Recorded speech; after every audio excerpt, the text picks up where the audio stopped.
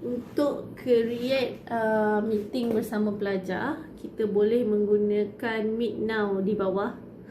Di mana Meet Now ini kita akan boleh, biasanya kebiasaan saya akan off kamera.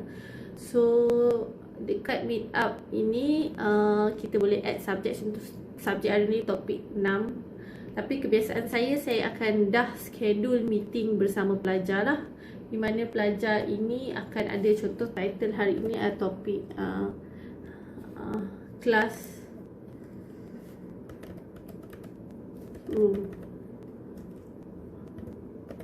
So jika kelas kita pukul hari Rabu pukul 2 petang macam sekarang ni sehingga 4 petang, so kat sini akan terus directly 2 hours. Sekiranya kita tak nak buat banyak kali meeting yang sama, seperti macam kelas kita fix pukul 2 petang. So macam saya akan tekan every week pukul 2 petang hingga 4 petang. So bila kita dah kat sini, kita boleh add location, nota-nota dan sebagainya lah. Bila dekat situ schedule assistant, kita dah ada dah macam sekarang ni meeting. So dia akan terus dekat available kalau kita dah ada lah. So contoh saya shifting kepada pukul 4 petang sehingga 6 petang, kat sini dia dah tunjuk schedule mana yang kita kosong. So kita send.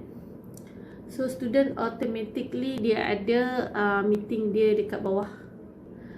Student hanya perlu pada time yang nak dekat dengan time frame ni, post ini akan pop up dekat post. So kita tak perlu risau, student hanya klik classroom and dia tinggal tekan join. So that dia boleh join meeting ni dan dia boleh pilih untuk tutup lah. So mengurangkan data yang digunakan. Dan kebiasaannya saya pun akan tutup mikrofon as well. So sekiranya kita dah join, macam ini yang akan ada pop up depan kita.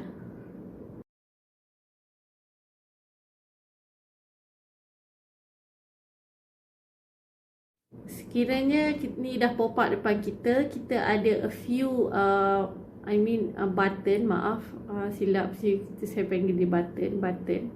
So kat sini kita boleh turn on kamera kita, mute kan or unmute and share apa yang kita ada dekat dalam screen kita.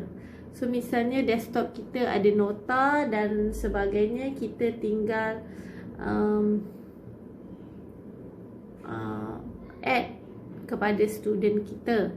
Selain itu misalnya topik 3 ICT in Air Freight Management, kat sini dia dah pop up semua. So dia ada prevent participant from moving. So kita klik sini, student kita hanya boleh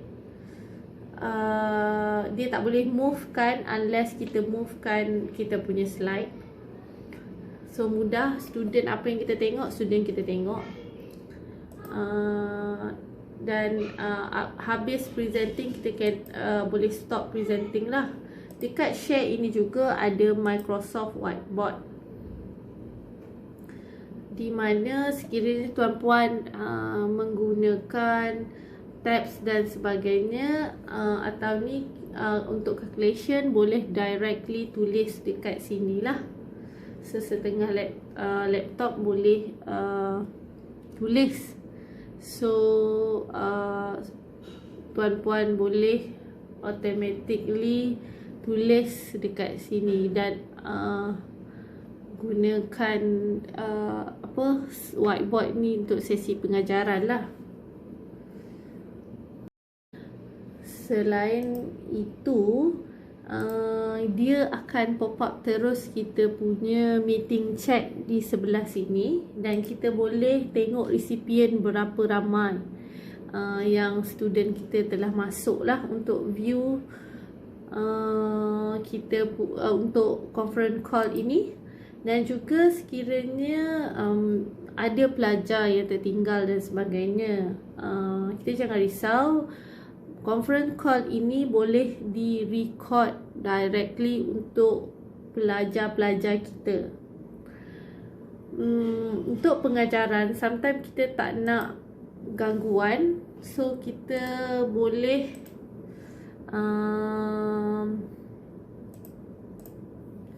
off mute kan speaker inilah.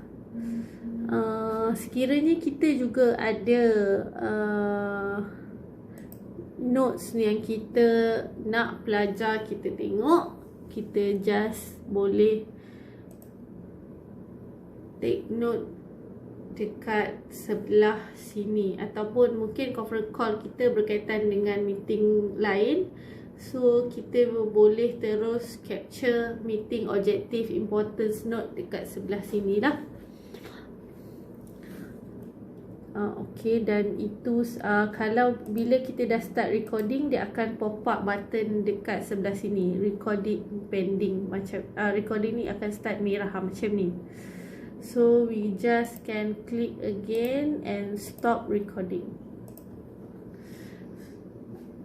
Sekiranya classroom dah tamat, so kita just boleh hang up. Macam tu sahaja.